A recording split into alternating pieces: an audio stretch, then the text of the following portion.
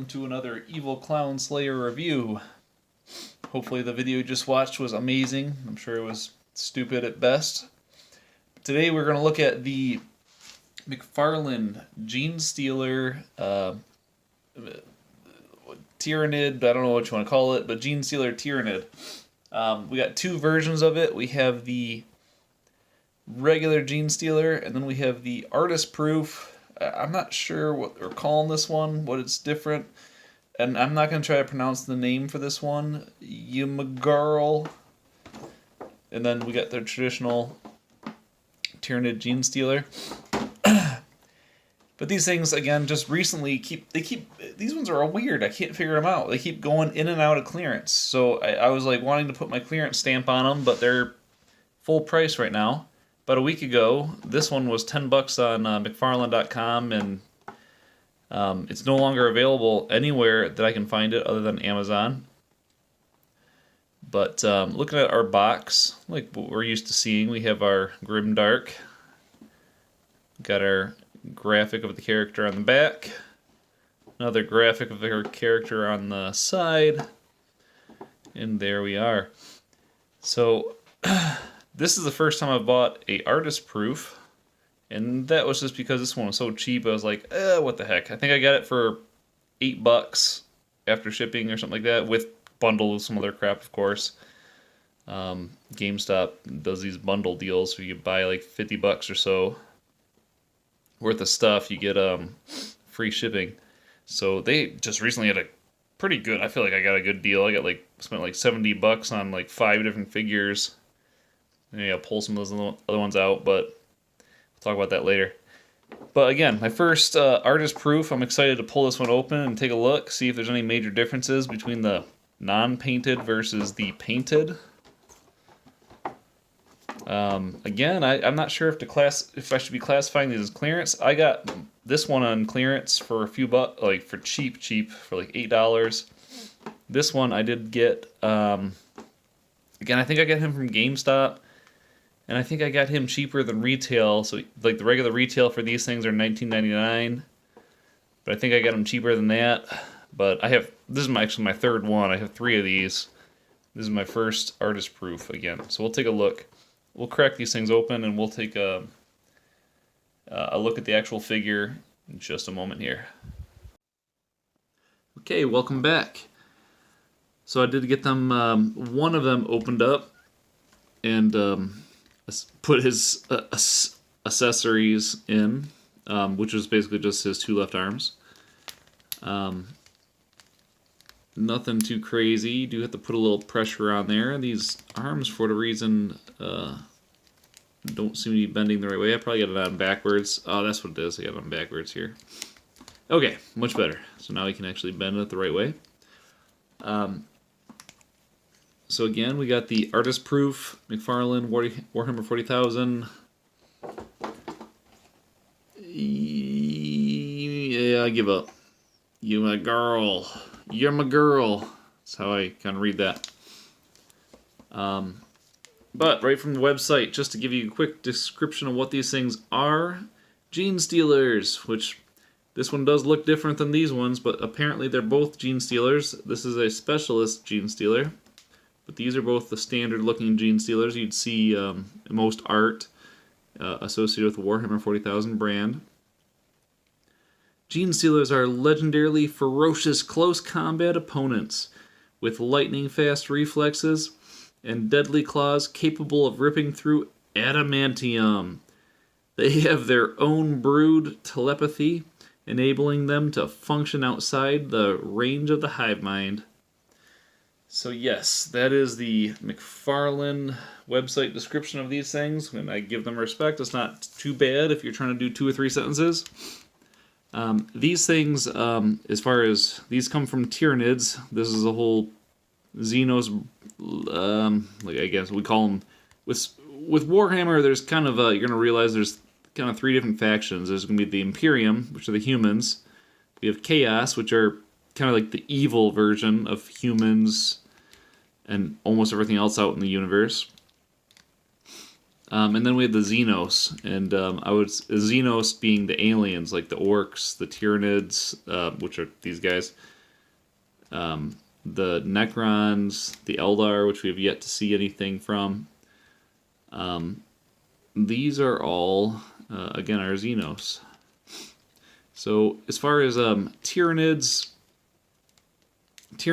in general are kind of like your typical. I mean, I don't know. It's hard to keep track of who's stealing from who. But if you've ever played StarCraft, they're very, very similar to the Zerg, which they just are basically giant cockroaches that run around killing everything. These things do, as they kill things, if they learn anything interesting, they will absorb their DNA, and basically converts that back into better fighters later on. So what will happen is they get like these giant StarCraft, these giant crafts. They're all living creatures, but they're moon-sized. They're humongous, and these things will absorb any biolife from a planet, and then as they digest it, basically, they're figuring out what makes some of these species special, what gives them some nice survivability stuff, what gives them better armor, what makes them smarter. I would say these Tyranids, again, these are part of the Tyranid group. Their biggest weakness is that a lot of them need to be. Oop, there goes his leg. They need to be connected to the hive mind, which is, again, there's supposedly one. We have yet to see it in the lore or any of the videos or anything out there. But there's one entity out there that's kind of controlling all of these Tyranids, and there's billions of them out there. And these things are kind of like called the space bugs of death, or other similar things like that. They're just supposedly there's so many of them out there. They're outside of the Imperium right now, which again, that's where our good guys with the Space Marines and the Imperial Guard live. Basically, all the excitement everyone's fighting over this little Milky Way galaxy area, and there's only a few of these things just slowly trickling in. But supposedly, that's just a couple of small branches. And the story is saying that there's basically just humongous millions or billions or whatever ridiculous amounts of these things just closing in on them. So these things will. They're saying that they're inevitably going to, no matter what, even if just everyone united to fight against them, it's inevitable that these things will eventually take over and eat everything. So again, their goal is just to go to a planet, kill everything on it, turn it into a syrup, I don't know, kind of like a honey, I guess, and then they just slurp it up, and then they get in any DNA, anything that's special about these things that they're slurping up. Gets soaked in, and the hive mind learns about it and can make better minions afterwards because of it. So that's kind of again a quick explanation of what these things are. Again, Genestealers were there's several different tiers of Tyranids. They're Tormagants, I believe, and there's a whole bunch of them. Let's put it that way. There's a whole lot. This is like one out of maybe 5 that are really common anyway. And there's even more than that. There's some giant ones and flying ones and all other sorts of goofy stuff. But these ones are popular because they've been in a lot of video games and other things like that. They kind of came around, I believe they came around in a game called Space Hulk, which was, again, a board game similar to Warhammer, same characters. And I think that happened before they were actually in Warhammer 40,000. I could be wrong on all that. Feel free to fact check me in the comments if anybody knows more. I'll throw some screenshots, I'm sure, of the old, it's like a PlayStation 1 game. And then it was also, a board game, and it was called Space Hulk. And the concept was that there was a bunch of old spaceships that kind of got sucked together and turned into almost like a planet-sized starcraft. And then what happens are the Tyranids kind of float around out in space, somehow getting, they send out little scouts, and these Genestealers are kind of their scouts. So the Genestealers get sent to these giant space hulks, again, big dozens of ships all piled up into one giant ball. And these things just kind of live in there and sit dormant. And as soon as somebody pops in there, disturbs them at all, they come to life and they start eating stuff. And if it's anything really good, they'll send out signals to their hive mind. And the hive mind will be lured to them if they're in the proximity, I think. I believe this is all how it goes. I'm not a huge lore expert, but it's just, again, quick crash course of what these things are. But yeah, looking at the actual figure themselves, we got our double jointed elbows, and that is, I believe, on all 4 of these arms, which is pretty cool. They got, a ton of flexibility in these things. You've seen me playing with them a little bit. Legs, knees, double jointed knees. You can't really straighten those legs out, but it would be kind of weird to do that.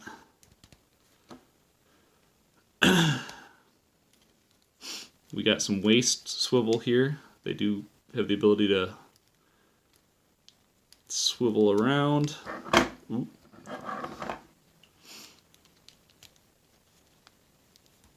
And this, again, we got 2 of them. We got one up here in the higher chest area, so you can do some crunches, whatever. Head does pretty good job of swiveling around.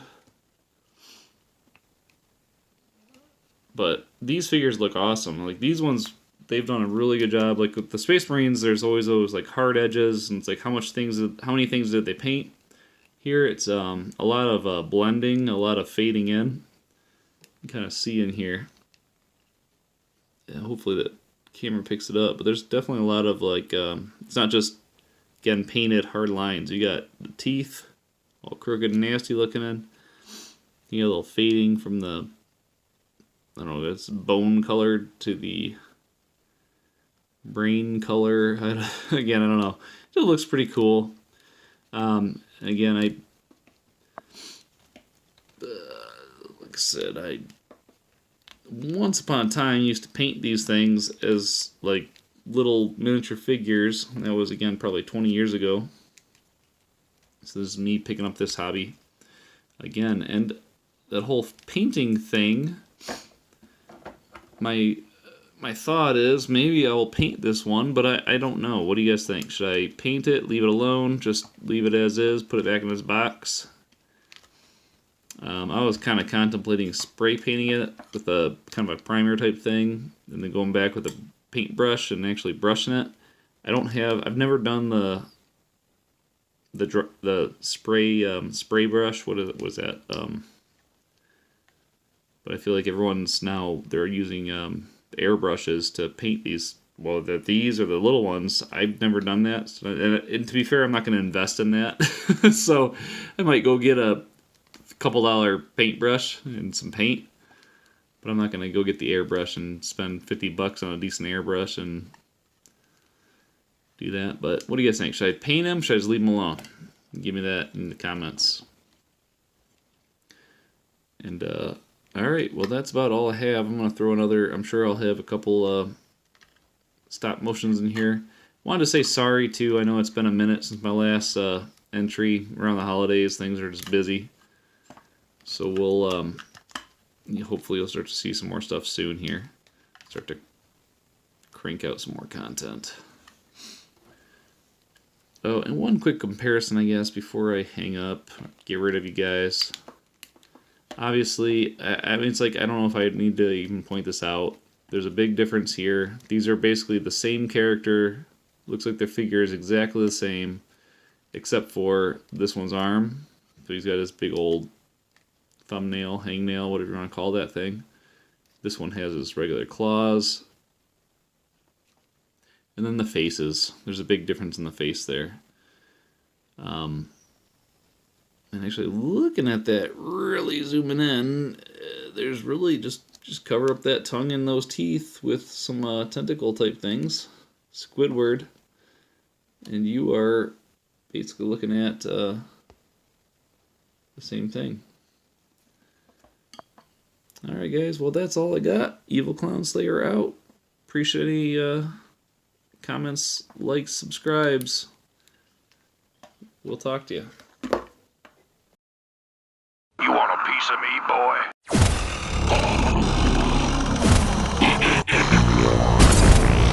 Outstanding.